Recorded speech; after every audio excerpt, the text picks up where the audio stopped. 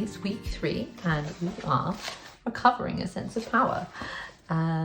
This week feels very emotionally heavy. Like the first section is titled anger, and then she talks about synchronicity, and then she talks about shame, and then she talks about growth. And there's a lot going on in this week, I think, from an emotional perspective. And I think that's interesting, seeing as we're a couple of weeks in, and I don't know how you found it, but for me there have been little pockets of things bubbling up, and I think this is kind of like the emotional stuff that lives behind a lot of it. One of the few cool things I think she says in this, which I've circled here, is anger is a map. Look, I'm going to show you that. And this idea that anger is a useful emotion because it shows us where we're blocked, or it shows us what we want, or it shows us where a boundary is. I think that's super useful. And there's this whole concept around mum rage as a thing. And I think it's so important that we acknowledge the normalcy of feeling angry about not having your needs met, about having people ask things of you that you don't want to give or don't feel able to give, even if it's your child.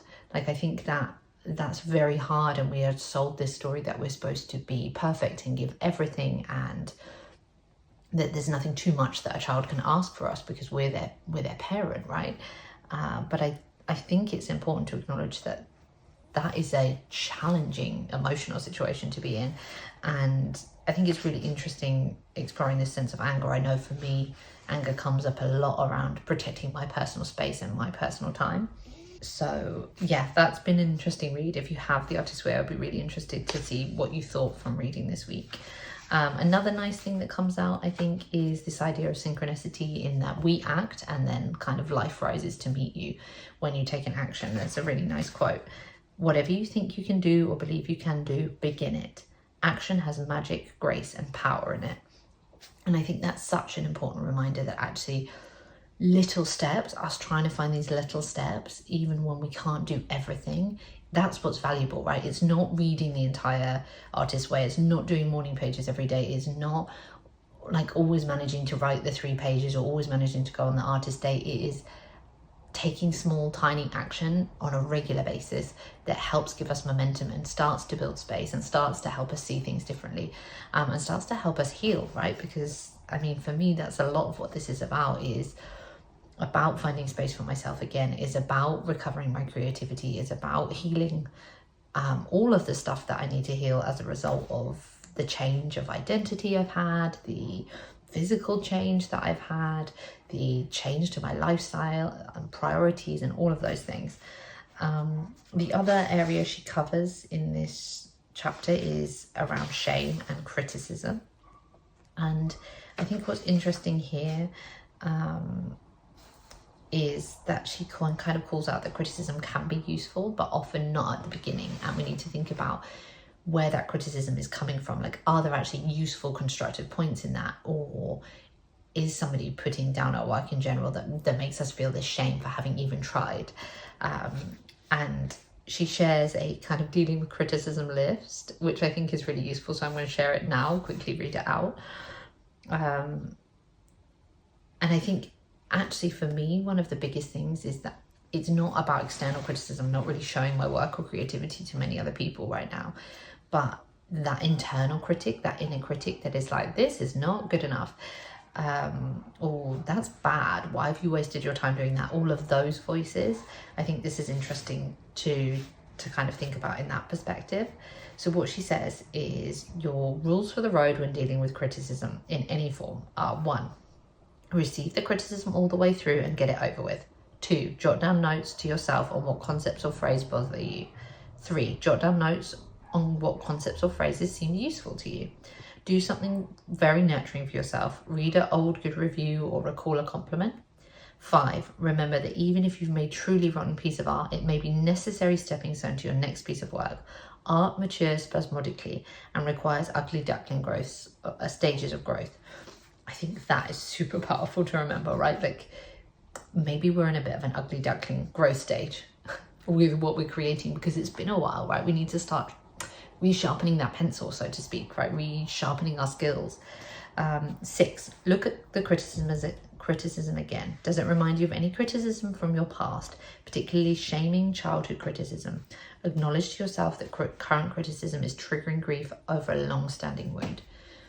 And this is interesting. I had this phrase recently, and I think it's super powerful to remember. Like, if it's triggering, if you're having a big reaction, like if it's hysterical, it's historical. That's what it was. And I think the idea that actually if we're having a big emotion over something, is probably more than just the thing that we were experiencing in that moment, and recognizing that those things exist, I think is super helpful. Even if we're not ready to unpack it all now, just being able to be like, oh, there's more behind this. It's not just that thing. So let me be able to deal with that thing on kind of at face value, right? So the number 7, write a letter to the critic, not to be mailed, most probably, but defend your work and acknowledge what was helpful, if anything, in the criticism proffered.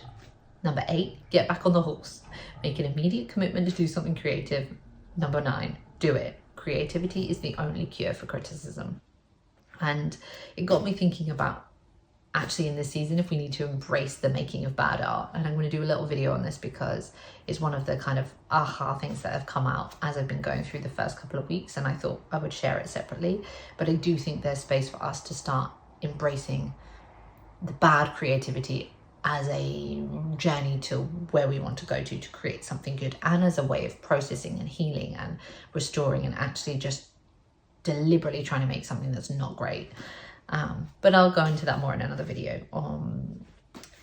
And then she talks about growth. And I think, well, she talks about getting in touch with our childhood self and recognizing kind of those parts of ourselves that perhaps existed before the shame or worry about making bad art.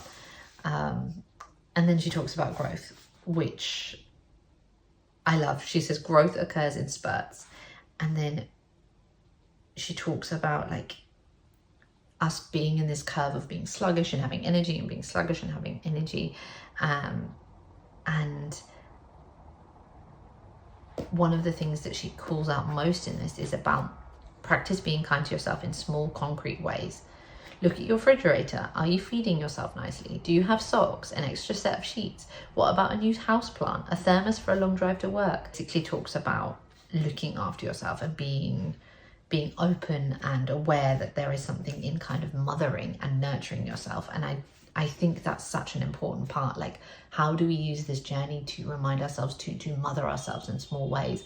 Whether it's like taking time to have made a cup of tea and sit for a moment, whether it's taking a moment to breathe or just check in with ourselves and how we're feeling, whether it is doing the thing or asking somebody else to do the thing that's been really annoying us, whatever would be a nice gift to yourself to just give yourself a little bit of space. I think thinking about those things and really embracing those small acts of kindness to ourselves, which really does include eating well if we can, and taking a breath. I mean, I say that I've just eaten a slice of chocolate cake, but it's fine. It's been morning energy. That's what I tell myself.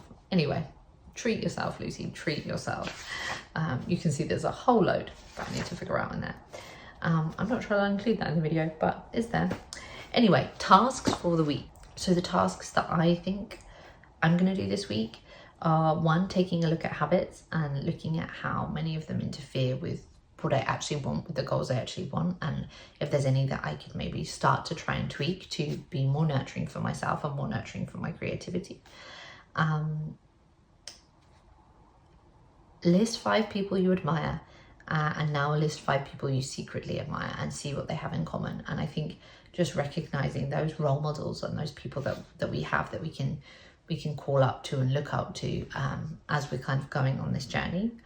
And then 1 around childhood, which is describing 5 traits you liked about yourself as a child and 5 childhood accomplishments.